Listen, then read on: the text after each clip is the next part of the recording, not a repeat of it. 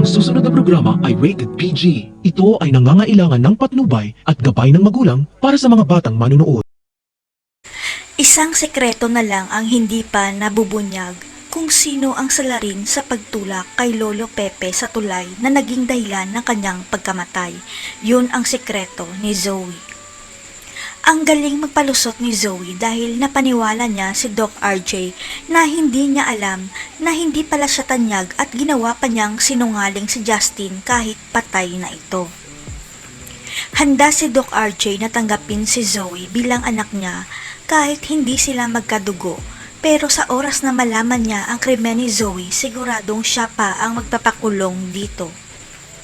Walang kamalay-malay si Zoe na pinapaimbestigahan pala siya ni Giselle, kaya ito nagbakasyon para matukoy kung ano pa ang tinatagong sikreto ng peke niyang pamangkin.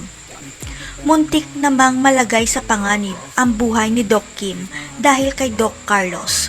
Mabuti na lang at makakaligtas siya dahil dito mas magiging close pa sila ni Annalyn. Hanggang sa hindi na malaya ni Annalyn na unti-unti na palang nahuhulog ang loob niya kay Doc Kim dahil si Doc Kim ang kanyang tagapagligtas laban kay Doc Carlos. Hanggang sa bumalik na si Giselle at bitbit nito ang matibay na ebidensya na si Zoe ang totoong tumulak kay Lolo Pepe at ilalantad niya sa lahat ang krimen ni Zoe. Nang malaman ni Doc RJ na kriminal pala si Zoe, siya mismo ang magpapaaresto sa ampon niya dahil hindi niya matanggap na si Zoe lang pala ang pumatay sa papa nila. Sa paghuli kay Zoe ng mga pulis, dito na niya ilalaglag si Doc Carlos at Moira para magsama-sama na sila sa loob ng kulungan dahil pamilya sila ng mga kriminal.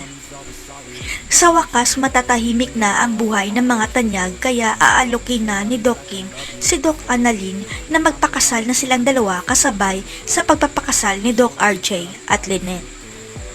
Babalik pa kaya si Doc Lindon para pigilan ang kasal ni Doc Kim at Annalyn?